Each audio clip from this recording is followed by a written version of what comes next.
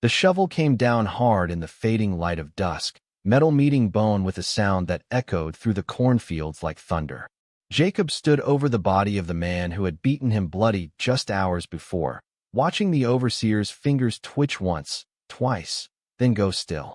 The corn rows stretched endlessly in every direction, tall and green and perfect for hiding what no one was meant to find. But that moment, that single swing of desperation and rage, was only the beginning of a story that would ripple through Arkansas like wildfire and change the course of dozens of lives forever. Before we carry on, please hit the subscribe button to make my day and let me know where you are watching from in the comments. The Caldwell Plantation sat deep in the Arkansas Delta, where the Mississippi River's floodwaters had enriched the soil for generations and made men like Richard Caldwell wealthy beyond measure. The main house rose 3 stories high, white columns gleaming in the summer sun, surrounded by magnolias that perfumed the air with their heavy sweetness. But beauty often masks cruelty, and nowhere was this truer than in the fields that stretched behind that grand house, where over 200 enslaved people worked from dawn until well past dusk, their bodies bent under the weight of labor and the whip.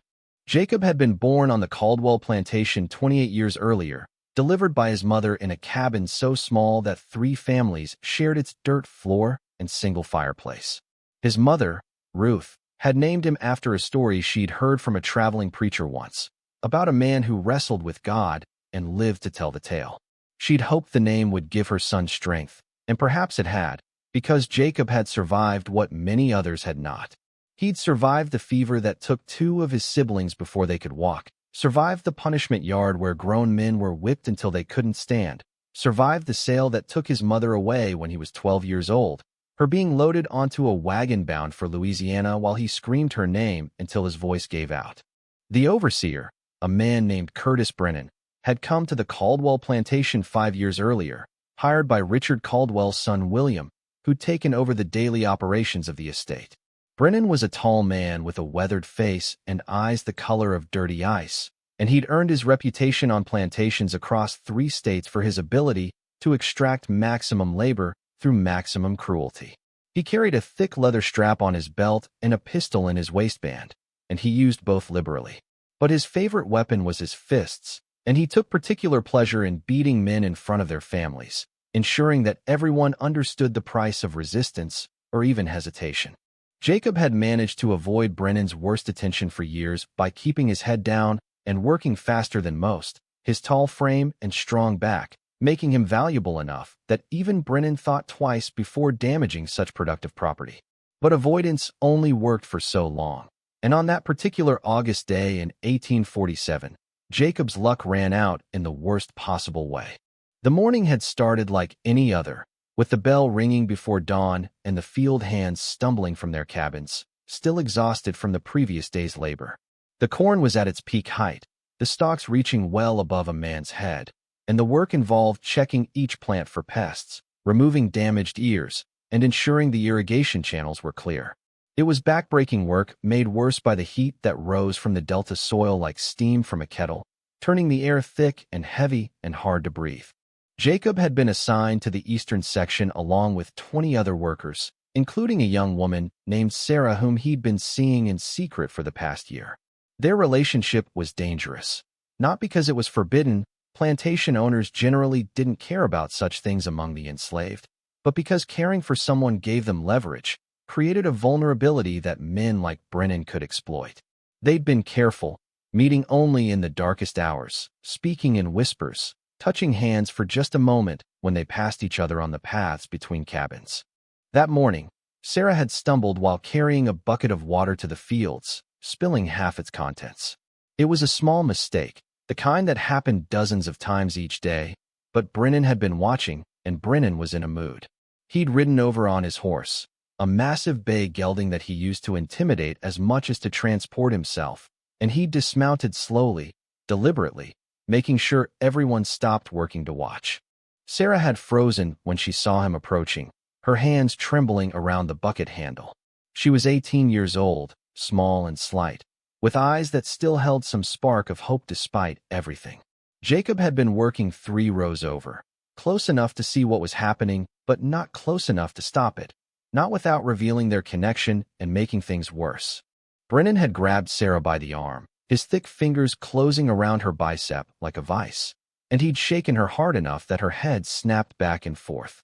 The words he'd used were foul, accusations and insults that echoed across the field, and then he'd raised his hand to strike her. That was when Jacob had moved, dropping his tools and covering the distance between them before his mind could catch up to his body, before fear or common sense could stop him. He'd caught Brennan's wrist in mid-swing, his own hand closing around the overseer's arm with enough force to make Brennan grunt in surprise. For a moment, just a heartbeat, they'd stood frozen, Jacob and Brennan, locked together while everyone else watched in horrified silence. Then Brennan's face had twisted with rage, and he'd yanked his arm free and turned on Jacob with all the fury of a man whose authority had been challenged in front of witnesses. The beating that followed had been savage. Brennan had used his fists first, driving them into Jacob's ribs and stomach, targeting places that would cause maximum pain without leaving visible marks on his face. Jacob had tried to protect himself, tried to defend against the blows, but Brennan was skilled at this, knew exactly how to hurt someone while keeping them conscious enough to feel every impact. Other workers had pulled Sarah away, dragging her back toward the cabins while she screamed Jacob's name, and the overseer had continued his assault until Jacob was on his knees in the dirt, blood filling his mouth from where he'd bitten through his tongue. But Brennan hadn't been satisfied with just a beating. He'd grabbed Jacob by the collar and hauled him to his feet, then marched him toward the punishment yard, that cleared space behind the tool shed where the worst discipline was administered. That's when real fear had flooded through Jacob's body, because everyone knew what happened in the punishment yard, knew about the post where men were tied and whipped until the skin hung in ribbons from their backs, knew about the branding irons kept in the forge, knew about the men who went into that yard and never came out the same. Brennan had pushed Jacob through the gate and told him to strip to the waist, his voice cold and steady, already anticipating the next hour. And Jacob had complied, peeling off his rough cotton shirt with shaking hands, feeling the sun on his scarred back, feeling the eyes of everyone who'd stopped working to watch. The post stood in the center of the yard, worn smooth by the hands and bodies of countless men, dark stains in the wood that soap and water couldn't remove. But as Brennan had reached for the rope to tie Jacob's hands, something had shifted in the air, a tension that made the overseer pause. William Caldwell had appeared at the fence, the plantation owner's son, watching the scene with an expression that was hard to read. Brennan had straightened immediately, showing deference to the man who paid his salary, and William had beckoned him over with one finger. Their conversation had been brief and too quiet for Jacob to hear, but he'd seen Brennan's face darken with frustration, seen him gesture angrily toward the fields.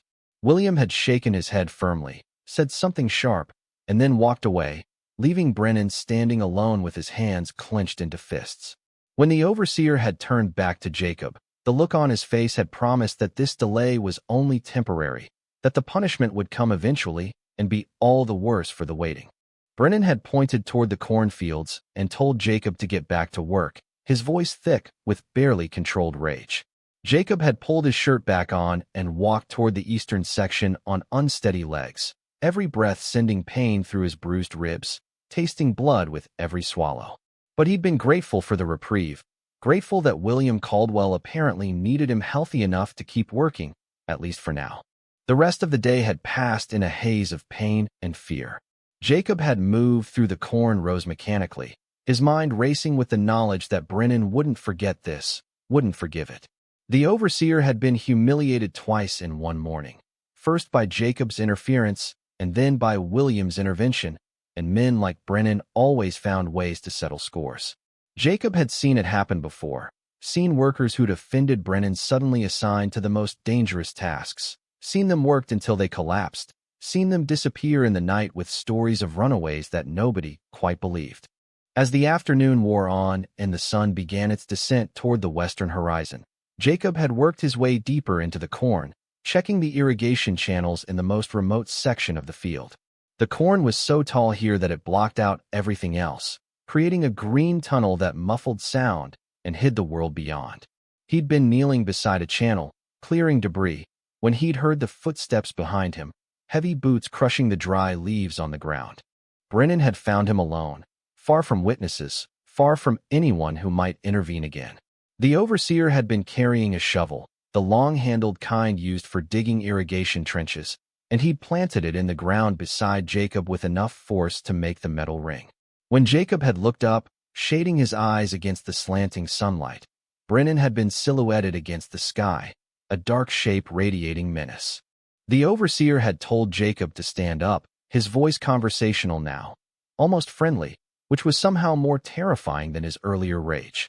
He'd explained that Jacob needed to learn respect, needed to understand his place, needed to remember that kindness to a woman like Sarah would only bring both of them pain. And then he'd hit Jacob again, a casual backhand across the face that sent Jacob sprawling into the corn. What happened next had been a blur of violence that Jacob would replay in his mind for the rest of his life. Brennan had dragged him up and hit him again, then again, working him over with methodical precision. Jacob had tried to defend himself, tried to block the blows, but his earlier injuries had slowed him, and Brennan was fresh and full of righteous fury. The beating had gone on until Jacob could barely see through his swelling eyes, until blood ran freely from his nose and mouth, until he was certain that this time Brennan meant to kill him and hide his body somewhere in these endless fields. But then Brennan had made a mistake. He'd turned away for just a moment, reaching for the shovel he'd left planted in the ground, perhaps planning to beat Jacob with it or use it to dig a shallow grave. In that heartbeat of inattention, Jacob had seen his only chance. His hand had closed around a rock half buried in the soil, and he'd surged upward with every bit of strength left in his battered body, bringing the rock around in a wild swing that caught Brennan on the side of the head. The overseer had stumbled, more surprised than hurt, and Jacob had pressed his advantage, tackling Brennan into the corn and wrestling the shovel away from him. They'd fought for control of it, rolling in the dirt between the tall stalks, grunting and gasping, both of them knowing that whoever won this struggle would live and whoever lost would die. Brennan had been stronger and more experienced at violence, but Jacob had been fighting for his life, and desperation lends terrible strength. Jacob had managed to wrench the shovel free and scramble to his feet, backing away as Brennan rose slowly, wiping blood from a cut above his eye. For a moment they'd stood there, facing each other in the green twilight of the cornfield, both breathing hard, the shovel between them like a question waiting to be answered. Brennan had smiled then, that cold smile that promised suffering, and he'd reached for the pistol at his waistband. That was when Jacob had swung the shovel with everything he had left, bringing it around in a horizontal arc that caught Brennan in the temple with a sound like a hammer hitting wet wood. The overseer's eyes had gone wide with shock, and he'd staggered sideways, his hand falling away from the pistol. Jacob had swung again, this time bringing the flat of the shovel down on the crown of Brennan's head, and the overseer had dropped to his knees, blood running down his face in sheets. A third blow had sent Brennan sprawling face first into the dirt, and then Jacob had stood over him, chest heaving, the shovel raised for another strike. But Brennan hadn't moved, hadn't made a sound except for a wet rattling breath that bubbled with blood. Jacob had waited, counting his own heartbeats, watching for any sign that the overseer might rise again. The corn rustled around them in the evening breeze, and somewhere far away a dog was barking. But there in that small cleared space between the rows, everything was still. When Brennan's breathing finally stopped, Jacob had dropped the shovel and fallen to his hands and knees, retching into the dirt. He'd killed a white man, and every enslaved person in Arkansas knew what that meant. It didn't matter that Brennan had been trying to kill him, didn't matter that it had been self-defense, didn't matter that Brennan had been a cruel man who'd hurt dozens of people. The law was clear, and so was the punishment. They'd hang Jacob in the town square, slowly, with a crowd watching, and they'd probably whip every enslaved person on the Caldwell plantation just to reinforce the message. But as the initial shock wore off and his breathing steadied, another thought had crept into Jacob's mind, this one cold and calculating and born of pure survival instinct. No one had seen what happened here. The corn was tall and thick, the location remote, the sun already setting. If Jacob could hide the body, if he could disappear before anyone realized Brennan was missing, he might have a chance. It was a slim chance, the kind that required luck and skill and a dozen things to go right. But it was more of a chance than he'd have if he stayed. Jacob had worked through the night, his body screaming with pain, but driven by terror and hope in equal measure. First, he'd stripped Brennan of anything valuable, the pistol and the leather strap and the money pouch that held 3 months' wages, more cash than Jacob had ever seen in his life. Then he dragged the body deep into the corn, finding a spot where the irrigation channel had been dug extra deep to handle spring flooding. The soil there was soft and dark, and Jacob had used Brennan's own shovel to dig a grave, working as quietly as he could, listening for any sound that might indicate someone approaching. The grave had been shallow, barely 3 feet deep, because Jacob didn't have time to dig deeper. He'd rolled Brennan's body into it, face down, and then spent an hour covering it, spreading the soil carefully and packing it down firm.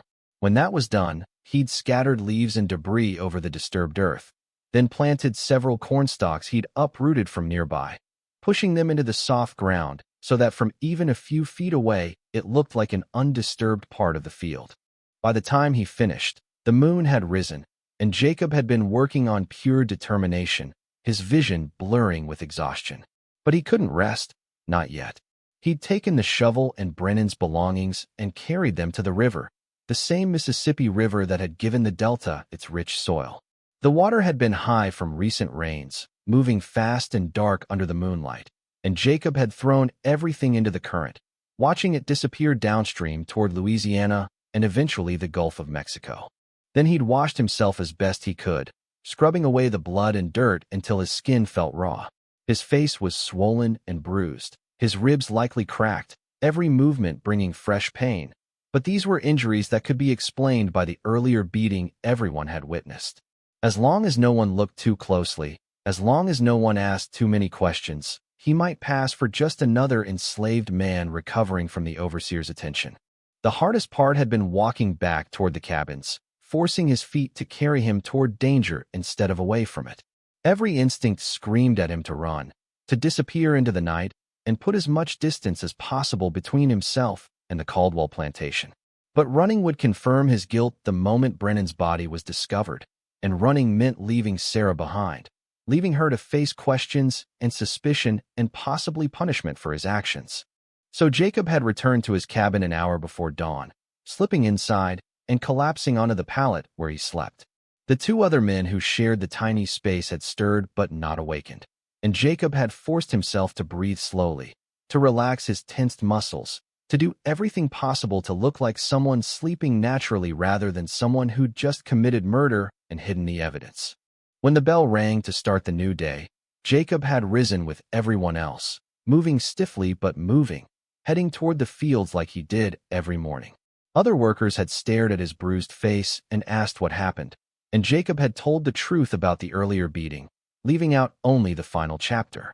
Sarah had found him near the water pump, her eyes wide with concern, and she'd touched his face gently, her fingers cool against his hot skin. He'd wanted to tell her everything, wanted to confess what he'd done and what it might mean for both of them. But the words had stuck in his throat because speaking them aloud would make it real in a way he wasn't ready to face. The morning had passed with agonizing slowness, every moment stretching like honey in winter. Jacob had worked in the tobacco fields that day, a different section from where Brennan's body lay hidden in the corn, and he'd kept waiting for someone to raise an alarm, for someone to notice the overseer's absence and start asking questions. But the plantation was huge, hundreds of acres spread across the delta, and Brennan often spent entire days riding between different work sites or traveling to the main house for meetings with William Caldwell. By noon, some of the other overseers had begun commenting on Brennan's absence, calling for him when they needed backup to handle a difficult situation. By mid-afternoon, someone had checked the stable and found that Brennan's horse was still there, which was unusual but not unprecedented. Maybe he'd walked somewhere. Maybe he'd gotten a ride into town. Maybe he was sleeping off a drunk in one of the storage buildings. The plantation was a self-contained world, and people disappeared into its various corners all the time. But when evening came and Brennan still hadn't appeared, when dinner was served in the main house, and the overseer failed to attend, William Caldwell had begun to take notice. Jacob had heard the commotion from his cabin, heard the raised voices and the sound of men gathering, heard horses being saddled and lanterns being lit. A search party had formed, a dozen white men armed with rifles and pistols, fanning out across the plantation to look for their missing overseer. Jacob had stayed in his cabin with the door closed, listening to the sounds of the search, his heart hammering so hard he thought it might break through his ribs. Sarah had slipped inside despite the danger, sitting beside him in the darkness, holding his hand without speaking. She'd known, somehow, that whatever had happened to Brennan involved Jacob, and she'd chosen to be there anyway, to offer what comfort she could in the hours that might be their last together. The search had continued through the night and into the next day, expanding in concentric circles from the main house. They'd checked every building, every shed, every possible place a man might be. They'd questioned workers, asking if anyone had seen Brennan, if anyone knew where he might have gone. Jacob had been questioned twice, once by William Caldwell himself, and both times he'd stuck to his story about the beating in the cornfield, about being sent back to work, about not seeing Brennan after that. His bruised face had lent credibility to his words, and the fact that he'd returned to his cabin rather than running had made him seem less suspicious than he might have been otherwise. 3 days passed, then 4, then a week. The search gradually lost intensity as men were needed for the harvest work that couldn't be delayed. Theories circulated through the plantation like wind through wheat, the enslaved people and the white overseers all speculating about what might have happened.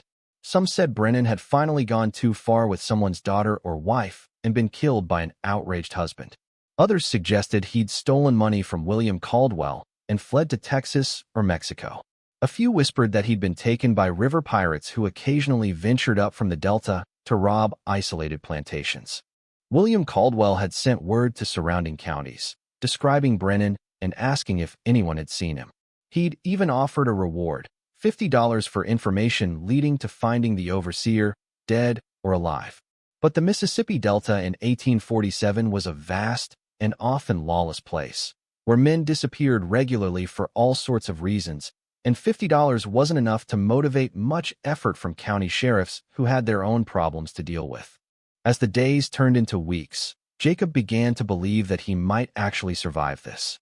The initial terror had given way to a constant underlying fear that he carried with him every waking moment, but it no longer paralyzed him. He'd gone back to work in the cornfields, deliberately volunteering for the section where Brennan's body lay buried, and he'd been relieved to see that the grave site remained undisturbed. The corn had continued growing, the stalks filling in around the transplanted ones, and the August rains had settled the disturbed soil until it was barely distinguishable from the surrounding field. But survival came with its own complicated feelings. Jacob found himself waking in the night with Brennan's face in his mind, seeing again the moment when the shovel had struck, hearing again that terrible sound. He'd killed a man, and regardless of the circumstances, regardless of the justice or injustice of it, that act had changed something fundamental inside him. He'd crossed a line that couldn't be uncrossed, done something that would mark him forever, even if no one else ever knew. Sarah had noticed the change in him, the way he'd become quieter, more withdrawn. They'd stopped meeting at night because Jacob couldn't bear the thought of putting her in danger, and she'd accepted this with a sadness that hurt more than his physical injuries. She'd asked him once, directly, if he'd killed Brennan, and Jacob had looked into her eyes and lied, telling her no, telling her he didn't know what had happened to the overseer. She'd nodded slowly, and he'd known that she didn't believe him, but she'd also known why he couldn't tell her the truth. The new overseer, a man named Dalton who'd been brought in from a plantation in Mississippi, was neither as cruel as Brennan nor as careless. He was a professional, someone who viewed enslaved people as expensive assets that needed to be maintained efficiently, and he ran the fields with firm discipline but without Brennan's sadistic pleasure in causing pain. Life under Dalton was hard.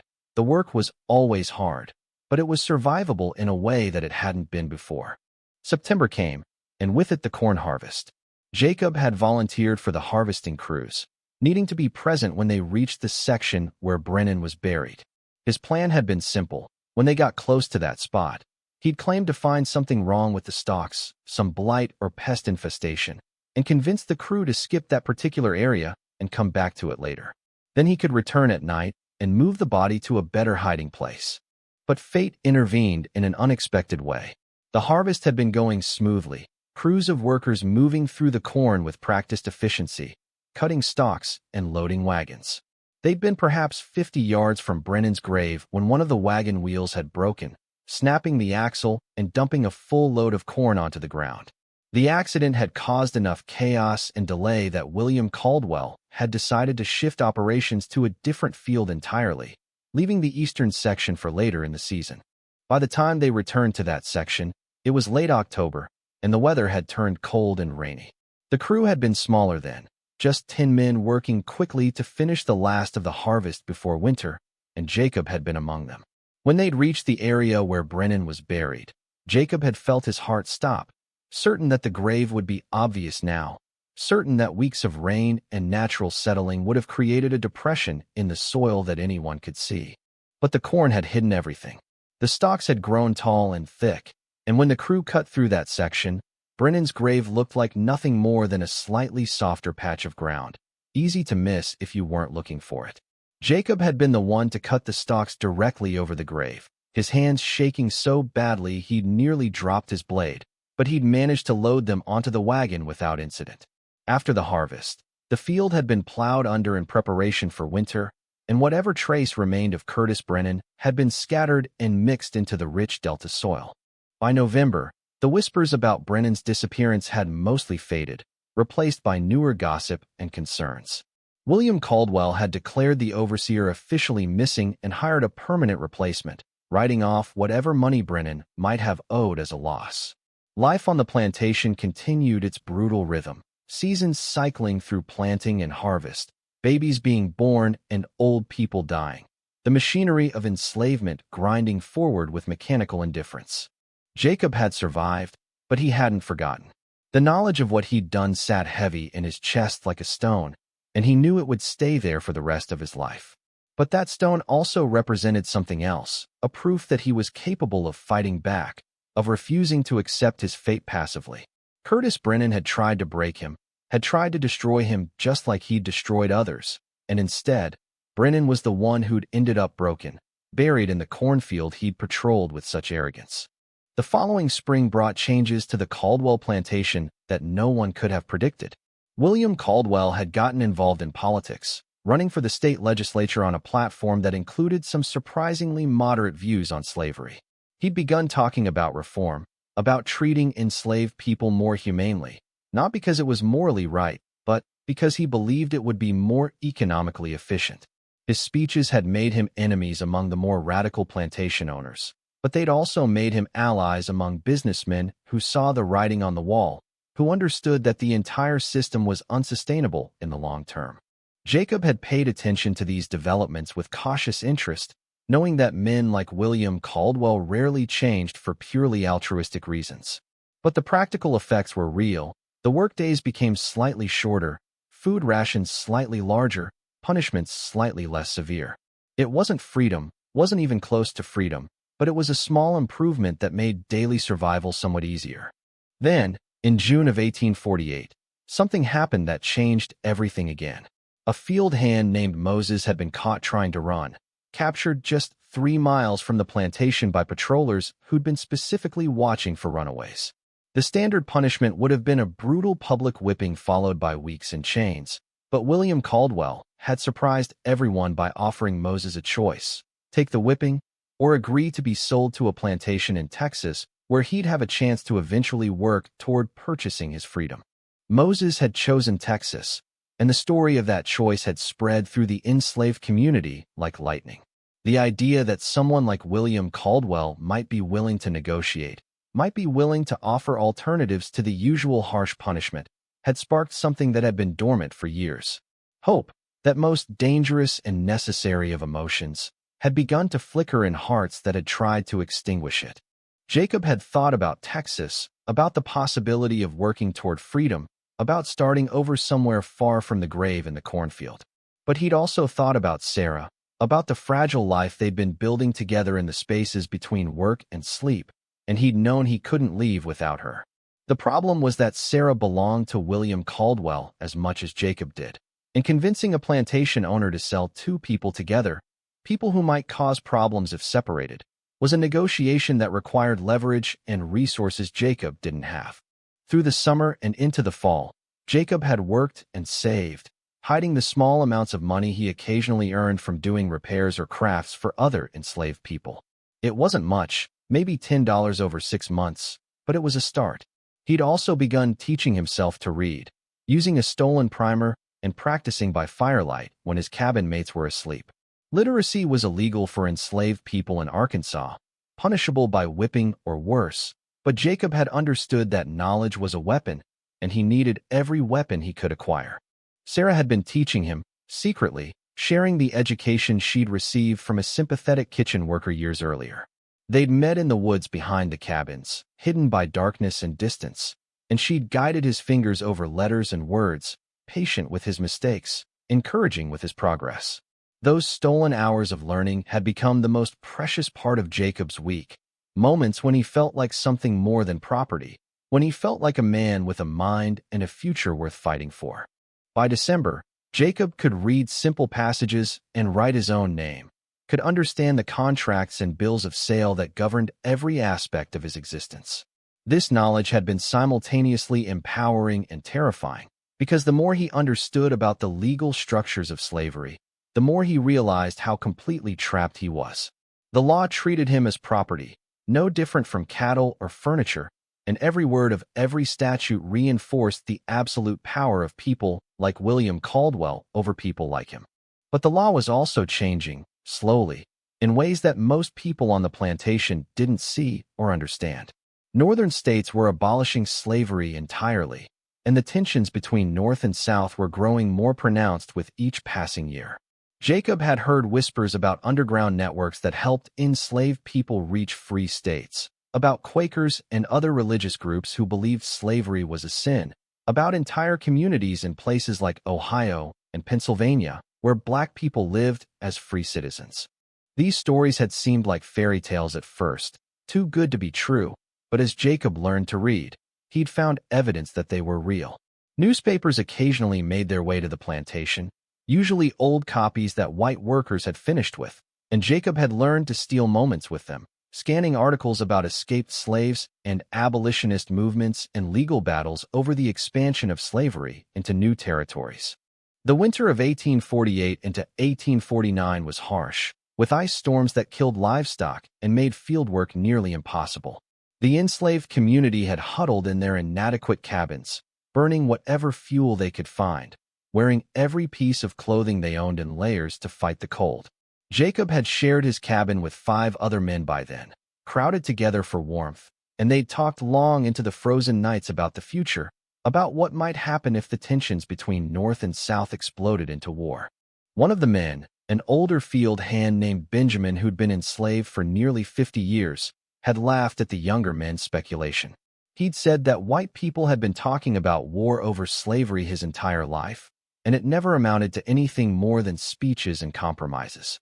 The system was too profitable to change, Benjamin had insisted, too deeply embedded in the economy of the South to ever be abolished peacefully. He'd predicted that slavery would last another 100 years at least, long enough to outlive everyone in that cabin. But Jacob had disagreed, quietly, using the careful logic he'd learned from reading. The numbers didn't support Benjamin's pessimism, he'd pointed out. The free states were growing faster than the slave states, industrializing faster, building more railroads and factories.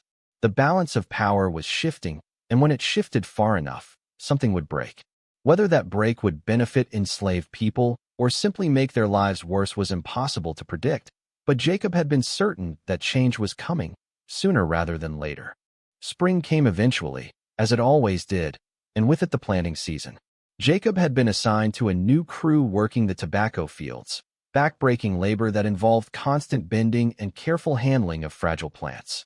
But the work had also given him more autonomy than corn cultivation, more opportunities to move around the plantation without constant supervision, and he'd used those opportunities to explore, to learn the layout of roads and rivers, to identify potential escape routes if the need ever arose. He'd also been saving money more aggressively, taking on extra work whenever possible, repairing tools and making small crafts that he sold to other enslaved people and occasionally to poor white workers.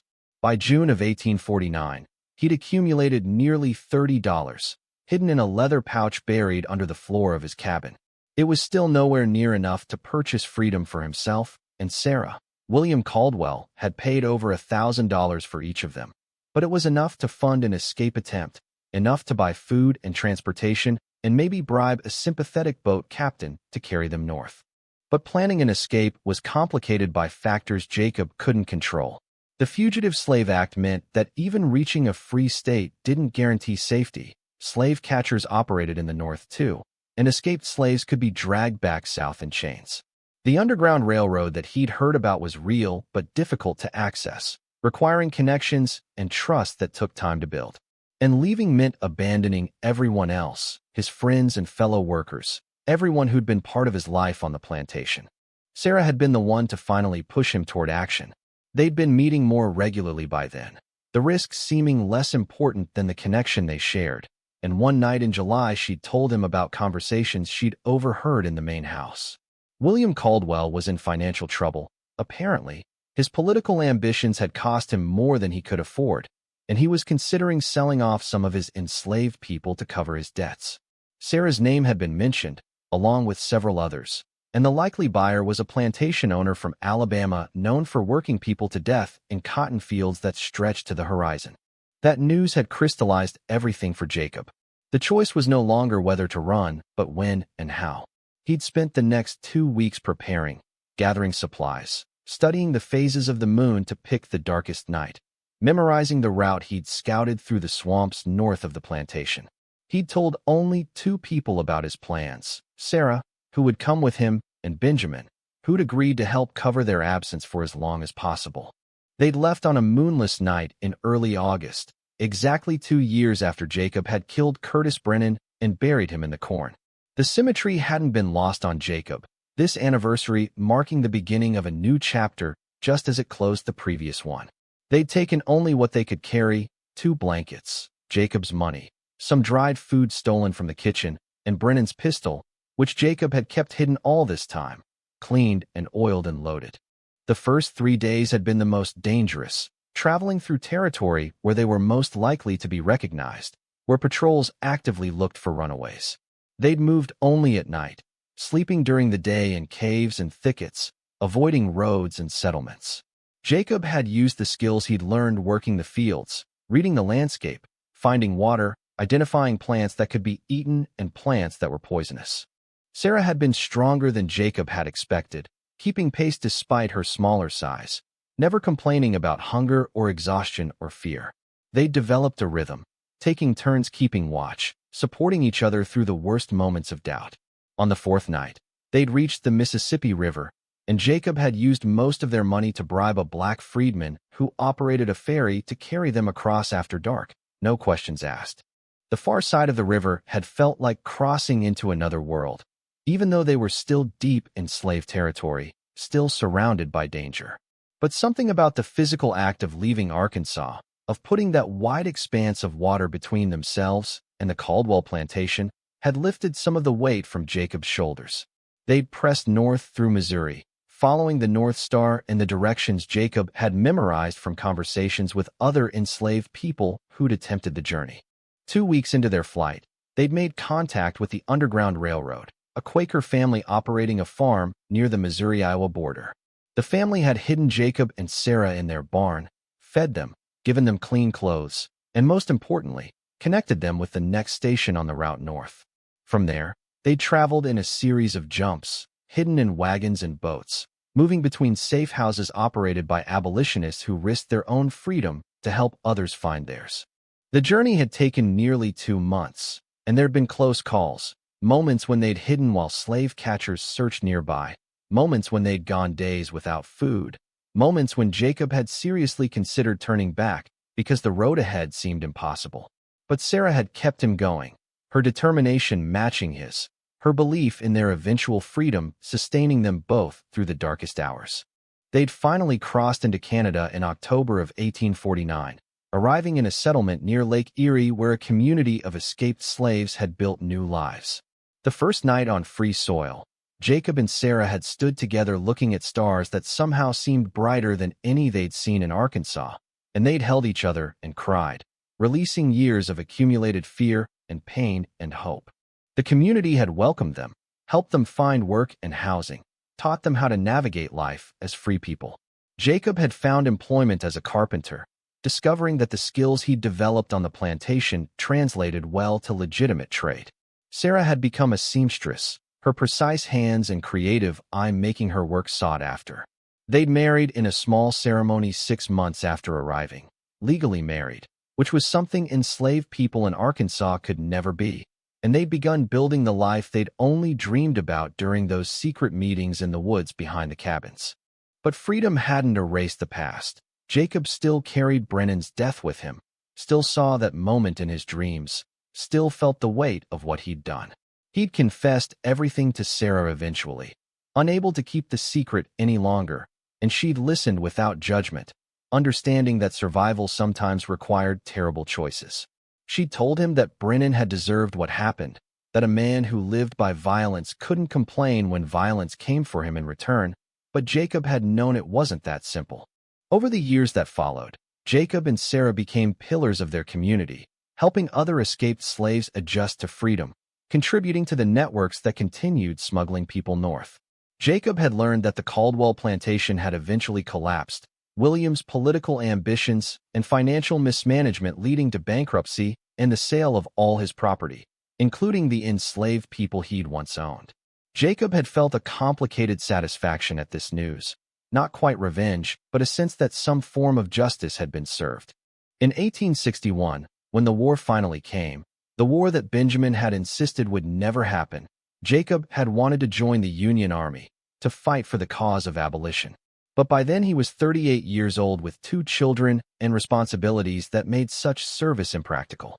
Instead, he'd contributed in other ways, raising money for black regiments, helping escaped slaves reach safety, using his literacy to write letters for soldiers and their families.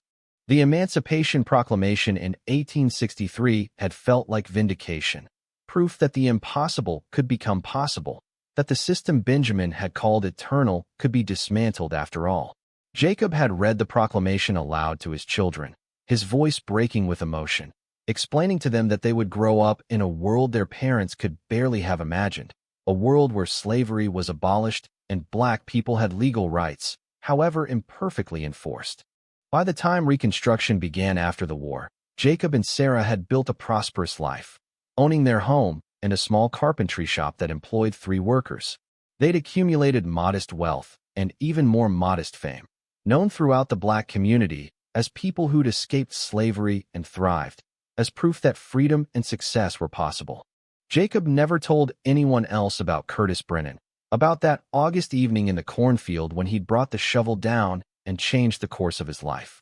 The secret remained between him and Sarah, carried quietly through the decades, a reminder of what the old system had forced good people to become in order to survive. He'd learned to live with it, to accept that he'd done what he needed to do, but he'd never celebrated it, never glorified the violence that had been his only path to survival. In his later years, when his grandchildren asked him about life under slavery, Jacob had chosen his words carefully. He'd told them about the work and the hunger and the separation of families, about the daily degradations and the systematic brutality. But he'd also told them about the resistance, about the small and large ways that enslaved people had fought back, had maintained their humanity, had refused to let the system break them completely. He'd explained that survival under such conditions required both strength and cunning, required people to make impossible choices and live with the consequences. And while he'd never explicitly mentioned Brennan or the cornfield or the shovel, his grandchildren had understood that their grandfather had fought his own battles, had made his own sacrifices, had paid his own prices for the freedom they now enjoyed. Jacob lived to see the end of Reconstruction and the beginning of the Jim Crow era, lived to see many of the gains of abolition rolled back by new forms of oppression and discrimination. It had disappointed him deeply. This revelation that ending slavery was only the first step in a much longer struggle, that true equality would require generations of continued fighting. But he'd also found hope in the progress that had been made, in the schools and churches and businesses built by black communities, in the votes cast despite intimidation and violence, in the refusal of his people to accept the limitations white society tried to impose. He died in 1894, at the age of 71, surrounded by family in the home he'd built with his own hands. Sarah had passed 2 years earlier, and Jacob had been ready to join her, tired after a life of work and struggle and constant vigilance. His last words to his children and grandchildren had been about the importance of memory, about never forgetting where they'd come from, about honoring the sacrifices of those who'd fought and died for freedom. They'd buried him in the community cemetery, under a simple headstone that listed his name and dates, and the word Freeman, a designation that meant everything to people who understood its opposite. At the funeral, speakers had talked about Jacob's contributions to the community, his kindness and wisdom, his role in helping others escape slavery, his success as a businessman and family man. No one mentioned Curtis Brennan or the cornfield in Arkansas, where the overseer's bones had long since dissolved into soil that grew corn season after season, feeding people who never knew about the death that had enriched their earth. That story remained buried, just as Brennan had been buried, hidden under layers of time and discretion and the complicated mathematics of survival. But in the decades that followed, as the story of Jacob's life was passed down through his descendants, certain details began to emerge in whispers and careful conversations. The grandchildren who'd sensed something unspoken in Jacob's warnings about survival. The great-grandchildren who'd noticed the way he avoided talking about overseers. The scholars and historians who'd pieced together fragments of oral history. They'd all begun to suspect that there was more to Jacob's escape than the simple narrative of running north. By the middle of the 20th century, as the civil rights movement brought new attention to the history of slavery and resistance, researchers had uncovered records from the Caldwell plantation that documented Curtis Brennan's disappearance in August of 1847, just weeks before Jacob and Sarah had escaped. Local Arkansas histories mentioned the unsolved case, noting that Brennan had vanished without a trace, presumed dead or departed, his fate never determined. Connecting these records to Jacob's story required speculation, but the timeline fit too perfectly to be coincidental. A brutal overseer who'd targeted Jacob specifically, who'd disappeared under mysterious circumstances, who'd never been found despite extensive searches, and then Jacob's sudden flight to freedom, his possession of money and a pistol he shouldn't have had, his reluctance to discuss certain aspects of his past, it all pointed toward a confrontation that had ended with Brennan dead and Jacob running for his life. The story became legend in some circles, told as an example of resistance and self-defense, celebrated as proof that enslaved people had fought back against their oppressors in ways large and small. But others viewed it more ambiguously, acknowledging that while Brennan had undoubtedly been cruel and might have deserved punishment, taking a life was still taking a life, and celebrating violence, even justified violence, set dangerous precedents. Jacob himself, had he been alive to participate in these debates, might have agreed with both perspectives. He'd never been proud of killing Brennan, had never viewed it as a moment of heroism or triumph. It had been survival, pure and simple, a desperate act born of fear and pain and the certainty that he had no other choice. The fact that he'd succeeded, that he'd hidden the body and escaped, and built a good life, didn't change the fundamental nature of what had happened in that cornfield. But Jacob also would have understood why his story resonated with people who'd never experienced slavery, who couldn't truly understand what it meant to be treated as property, to have no legal recourse against abuse, to know that your life could be ended at any moment by someone who faced no consequences. In that context, fighting back wasn't just justified, it was necessary, an assertion of humanity in a system designed to strip humanity away. The cornfield where Brennan died had been plowed and replanted hundreds of times over the decades, had survived floods and droughts and the transformation of agriculture from human labor to mechanical equipment. The Caldwell plantation itself had been subdivided and sold, becoming a collection of smaller farms and eventually suburban development as Arkansas modernized. By the late 20th century, the exact location of Brennan's grave was impossible to identify, lost to time and change and the relentless forward march of progress. But the story persisted, passed down through Jacob's descendants, studied by historians, debated by ethicists and philosophers. It became part of the larger narrative of slavery and resistance, one thread in a tapestry that included Nat Turner's rebellion and Harriet Tubman's Underground Railroad, and the thousands of smaller, quieter acts of defiance that had characterized the enslaved experience. Today, More than a century and a half after Jacob brought that shovel down on Curtis Brennan's skull, the moral questions raised by his story remain relevant. How do we judge actions taken under extreme duress? What level of violence is acceptable in self-defense? How do we balance the competing demands of survival and morality when the system itself is fundamentally immoral? These questions don't have easy answers, and perhaps that's appropriate. Perhaps the difficulty of answering them reflects the true complexity of history and human nature. What's certain is that Jacob of Arkansas lived a life that mattered, that his choices and actions rippled forward through time, affecting his children and grandchildren and great-grandchildren, influencing the community he helped build in Canada, contributing to the larger story of how enslaved people fought for and eventually won their freedom. The fact that this story began with an act of violence, hidden in a cornfield under cover of darkness, doesn't diminish the subsequent acts of courage and creation.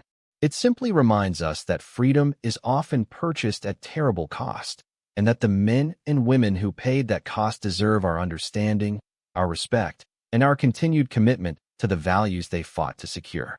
The community that Jacob and Sarah joined in Canada had been established in the early 1840s by a group of escaped slaves and free black people who'd pooled their resources to purchase land near Lake Erie.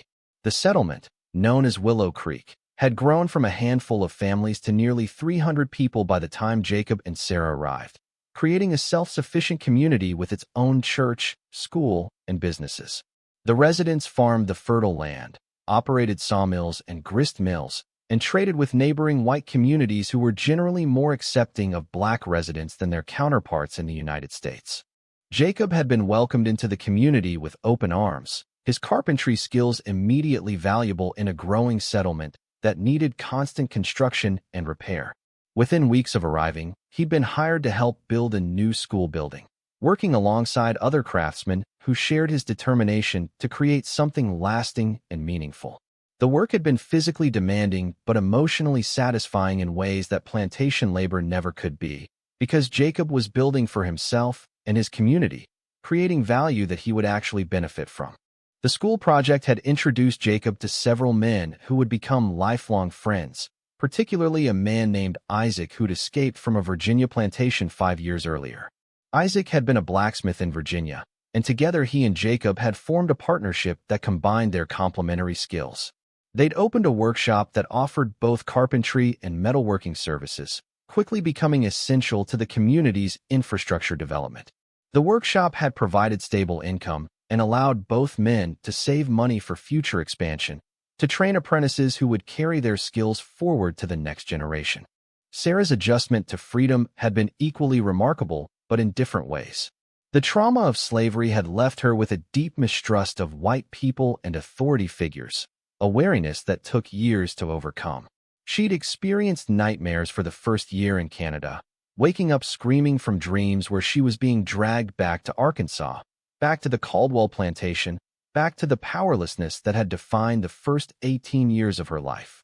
Jacob had held her through those nights, his presence an anchor in the darkness, his own struggles with the past making him perhaps the only person who could truly understand what she was experiencing. But Sarah had also discovered strengths she hadn't known she possessed. Her sewing skills, learned from kitchen workers on the plantation, had evolved into genuine artistry once she had access to quality materials and the freedom to experiment. She'd started making quilts, intricate patterns that told stories through their designs, incorporating African textile traditions that had been passed down orally through generations of enslaved women. These quilts had become highly sought after, not just in Willow Creek, but in neighboring communities, and Sarah had eventually hired 3 other women to help meet the demand, creating jobs and economic opportunity that extended beyond her own family. The couple's first child, a daughter they named Ruth after Jacob's mother, had been born in 1850, a year after their arrival in Canada. The birth had been both joyful and terrifying for Jacob, who understood in a way he never had before what it meant for enslaved parents to bring children into a world where those children could be sold away at any moment. But Ruth had been born free, truly free, under a sky where her parents' legal rights were protected, and Jacob had wept when he'd first held her, overwhelmed by the reality that his daughter would never know the fears that had defined his childhood. Their second child, a son they named Benjamin after the old field hand who'd helped them escape, had been born 2 years later. And then a third child, another daughter named Hope, had arrived in 1855.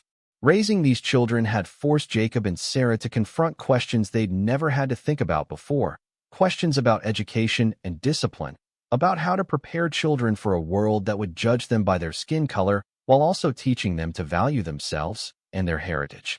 Jacob had been particularly determined that his children would be educated, would have access to the opportunities that had been denied to him for most of his life. He'd worked with the community school to ensure quality instruction, had personally tutored his children in the evenings, had scrimped and saved to purchase books and supplies. All three of his children had learned to read and write fluently, had studied mathematics and history and science, had developed skills and knowledge that equipped them to compete in a rapidly changing world. The workshops that Jacob and Isaac operated had grown substantially over the years, eventually occupying a large building near the center of Willow Creek and employing a dozen workers. They diversified beyond basic carpentry and blacksmithing to include furniture making, tool repair, and even some experimental work with early farm machinery. Jacob had proven to have a talent for mechanical innovation, designing improvements to existing equipment that made agricultural work more efficient. Several of his designs had been copied by other farmers and craftsmen, spreading his influence far beyond the immediate community. But success had brought its own complications.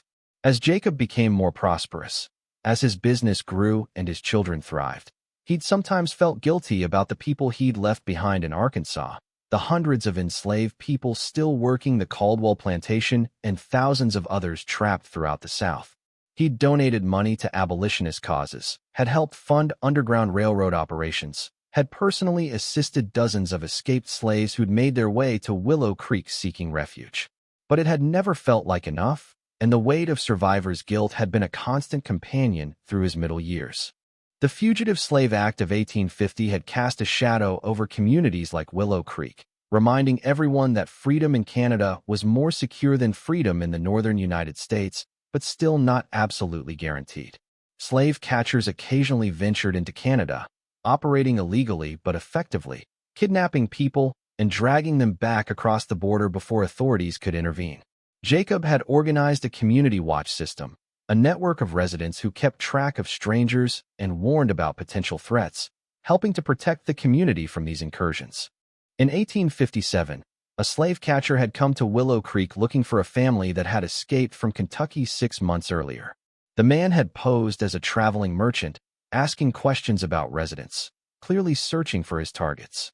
Jacob had recognized the danger immediately and had confronted the man directly, backed by a dozen other community members who'd armed themselves with whatever weapons they could find. The confrontation had been tense, voices raised and threats made on both sides, but ultimately the slave catcher had left without his quarry, understanding that this community would fight to protect its own. That incident had reinforced something Jacob had always believed but hadn't always been able to articulate, that freedom wasn't just a legal status, it was something that had to be actively defended, that required vigilance and solidarity and willingness to stand up against those who would take it away. The community's response to the slave catcher had strengthened bonds between residents, had created a shared sense of purpose that went beyond individual survival to collective resistance. When the Civil War began in 1861, the Black community in Canada had watched with mixed emotions, hope that the conflict might finally end slavery, fear that a Southern victory would lead to expansion of slavery into new territories, uncertainty about what role, if any, they should play in the struggle. Many younger men had wanted to join the Union Army immediately, to fight for the cause of emancipation, but Canadian authorities had initially been reluctant to allow mass recruitment on their soil, not wanting to damage relations with the United States government. Jacob had been torn between his desire to contribute to the war effort and his responsibilities to his family and business. At 38 years old with 3 children and a thriving workshop, abandoning everything to join the army had seemed impractical, if not impossible. But the moral weight of the war had pressed on him constantly, the knowledge that people like him were still being enslaved, still being beaten and sold and treated as property, while he lived in relative comfort and safety. He'd found other ways to contribute, organizing fundraising efforts that had sent thousands of dollars to support black regiments, helping to recruit and train men who did choose to fight, corresponding with soldiers in the field, and sharing their letters with the community to maintain morale and connection. The workshop had shifted some of its production to military supplies, making tools and equipment that were shipped south to Union forces. It had been Jacob's way of participating in the fight without abandoning his family, and while it had never felt like enough, it had been something. The Emancipation Proclamation had been celebrated in Willow Creek with a massive gathering that had drawn people from surrounding communities, free black people and escaped slaves, and white abolitionists all coming together to mark what felt like a turning point in history. Jacob had been asked to speak at the celebration, to share his perspective as someone who'd experienced slavery firsthand, and his speech had been one of the most emotional moments of his life. He'd talked about his mother Ruth, sold away when he was 12, wondering if she was still alive somewhere to see this day. He'd talked about Curtis Brennan, not by name and not with details, but as a symbol of the system that had brutalized millions. And he'd talked about the responsibility that came with freedom, the obligation to ensure that the sacrifices of those who died fighting for emancipation would not be in vain. After the war, during the Reconstruction period, Jacob had been approached by several organizations working to establish schools and businesses in the newly freed South. They'd wanted him to return to Arkansas, to bring his skills and experience to help build new communities where plantation economy had once dominated. The offers had been tempting, the chance to return not as property, but as a free man, to see the places of his childhood transformed, to contribute directly to rebuilding the region where he'd suffered so much. But Jacob had ultimately declined these offers, recognizing that his roots were now in Canada, that his children had been born there and considered at home, that the community of Willow Creek needed his continued presence and leadership. Sarah had been relieved by his decision, still too traumatized by her memories of slavery to even consider returning to the South, even under radically changed circumstances. They'd chosen to support Reconstruction efforts financially and through training programs, sending some of their workers south to share skills and knowledge, but remaining physically removed from the region that held so much pain. The workshop had continued to prosper through the 1870s and 80s, adapting to changing technologies and market demands. Jacob had been early to adopt steam power for his equipment, installing a small engine that dramatically increased productivity. He'd also expanded into agricultural implement manufacturing, producing plows and harrows and seed drills that were sold throughout Ontario and even exported to the United States.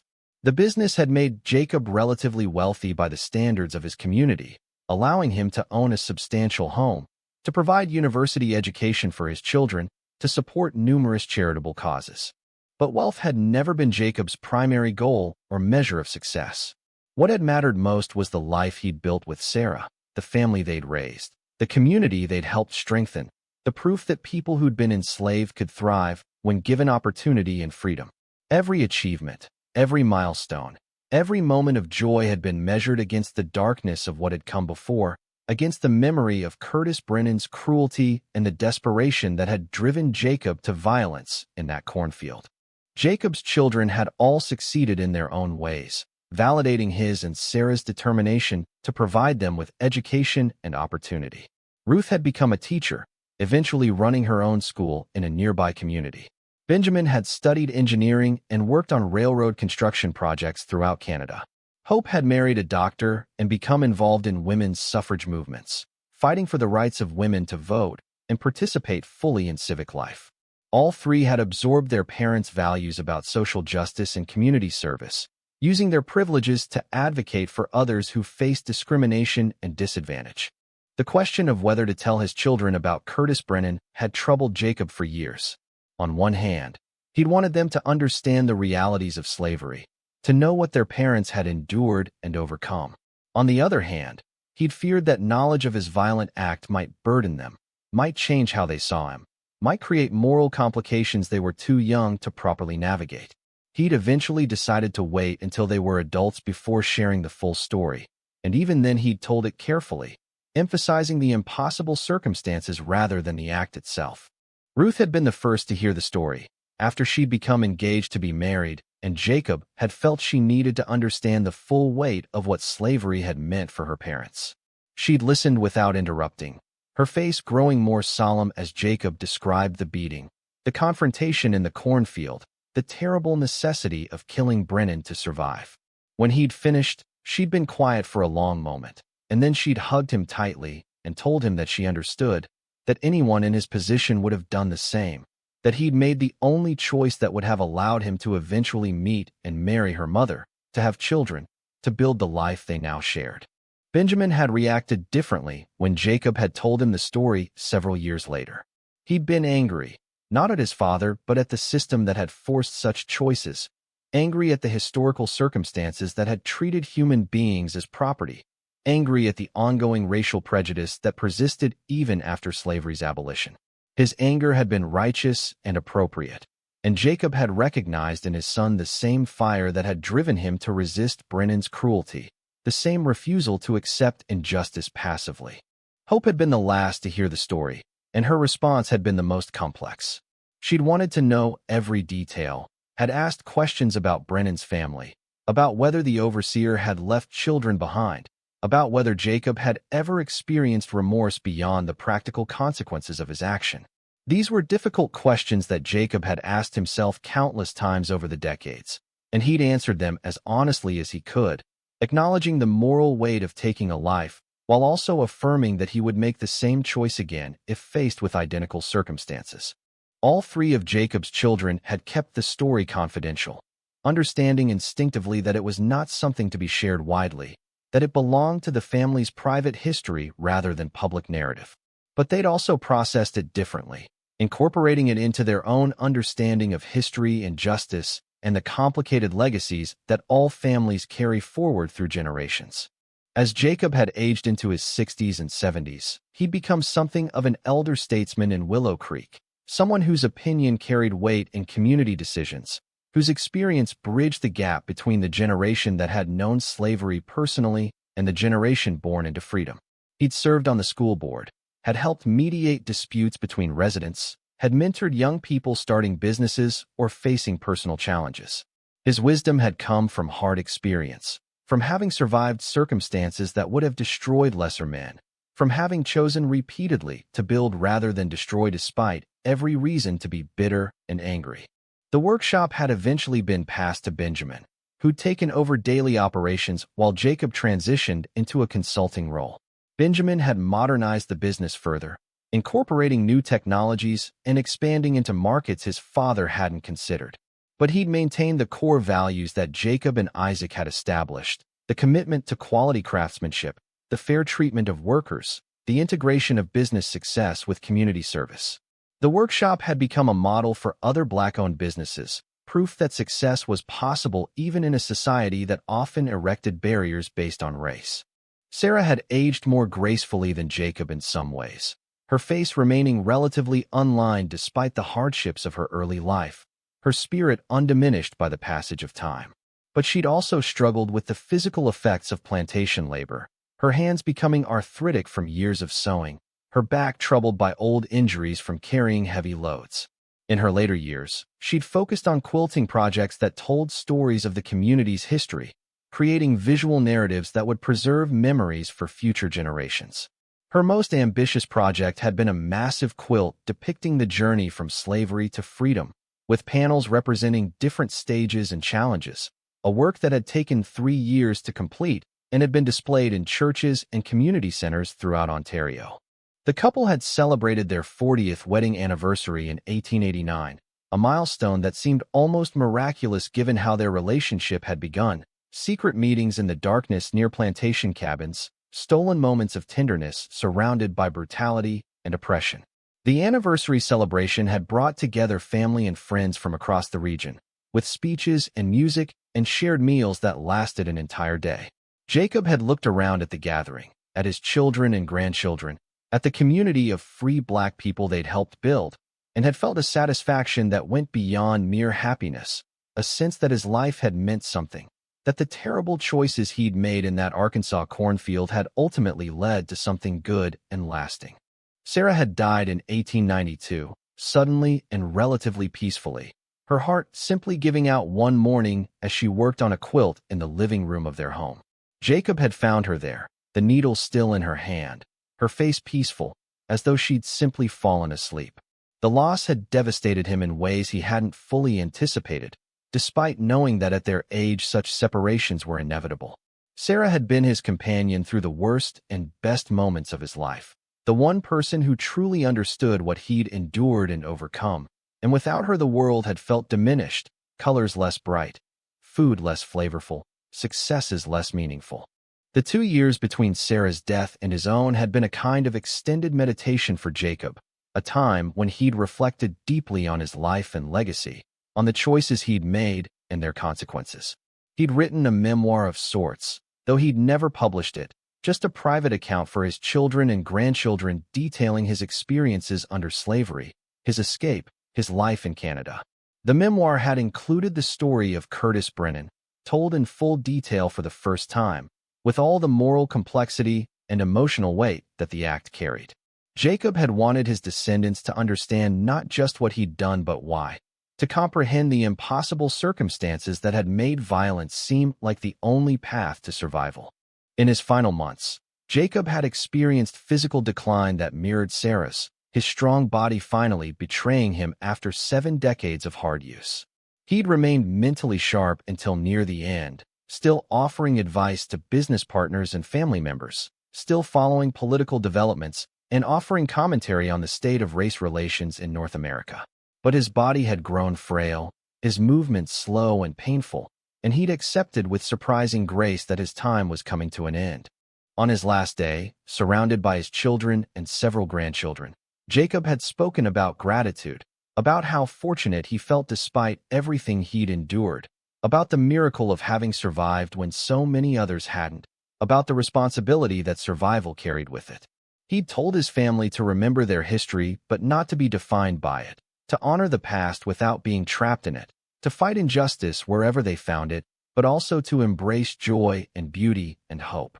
And then, in a moment that his daughter Ruth would later describe as profoundly peaceful, Jacob had closed his eyes and let go, slipping away from the world he'd fought so hard to stay in, joining Sarah wherever it is that spirits go when the body can no longer contain them. The funeral had been massive, drawing people from across Ontario, and even some from the United States, all coming to pay respects to a man who'd embodied resistance and resilience, who'd transformed personal tragedy into community triumph.